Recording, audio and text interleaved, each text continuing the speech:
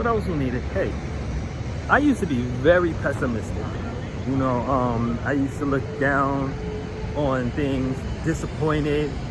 I used to look for the worst, to look at the worst. And, I was justified. I had my justifications, and for a while, it was something that kept me in a space where I wasn't hurting so much, because in fact, I was so hurt that it was that idea that kept the pain measurable.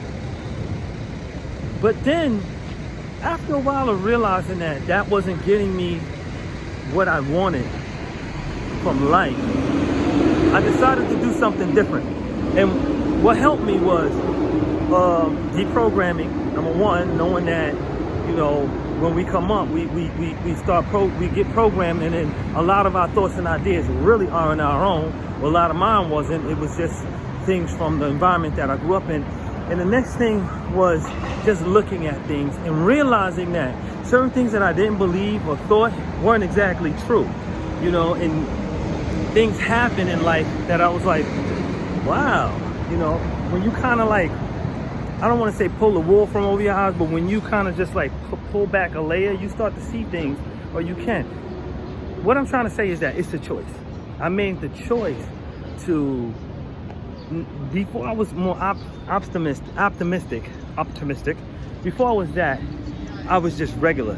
Let's not be positive or negative. Let's just take life as it is and try to be as realistic as possible. So that's what I did first. And then once I started doing that, then I started measuring things, and I said, hey, do more bad things happen or do more good things happen? On a level, on a regular life.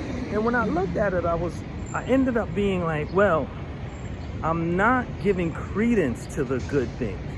So before I could even decide if more was going on, I had to give credence to the amount of good things that was happening, to the amount of life that just was being lived, without being so negative. Now, let's say I was in an overall negative space. Let's say you're in a cesspool, you're in garbage, you're in a toilet.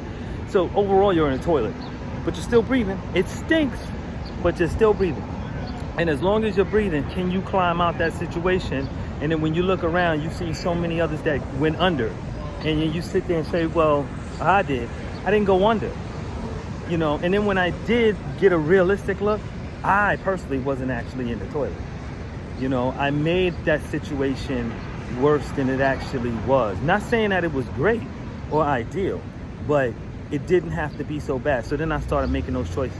So it ends up being that it's all a choice, and if you can get to that place where you can see that it's a choice, and then you make that choice, and then you make that choice for what it benefits you, for where you want to be, for what serves you, I think that's a good help for those who need it.